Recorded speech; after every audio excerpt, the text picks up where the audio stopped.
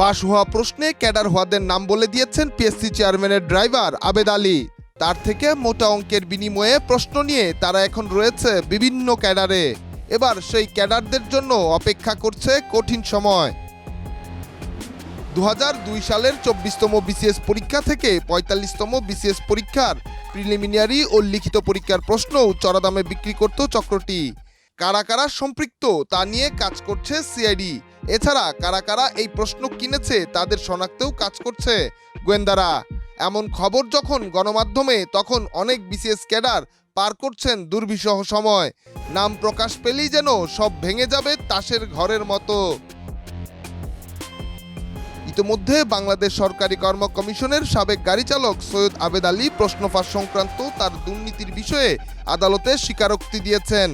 স্বীকারোক্তিতে সব বলে দিয়েছেন তিনি। তার হাত ধরে অনেকেই হয়েছেন বিসিএস ক্যাডার। সব ক্যাডারই রয়েছে তার লোক। আবেদ আলীর হাত ধরে যারা বিসিএস ক্যাডার বনে গেছেন তাদেরও তালিকা তৈরি হচ্ছে। খুব দ্রুতই প্রকাশ হতে পারে সেই তালিকা।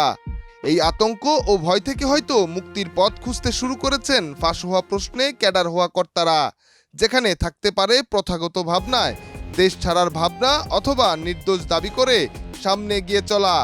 কোন পথে হাঁটবেন তারা তা হয়তো সময়ই বলে দিবে। তবে তালিকায় নিজের নাম থাকছে কিনা আপাতত সেই চিন্তায় মাথা ভারী রয়েছে ফাঁস হওয়া প্রশ্নে ক্যাডার হওয়া কর্তাদের। নিহার সরকার, অঙ্কুর, দেশ রূপান্তর।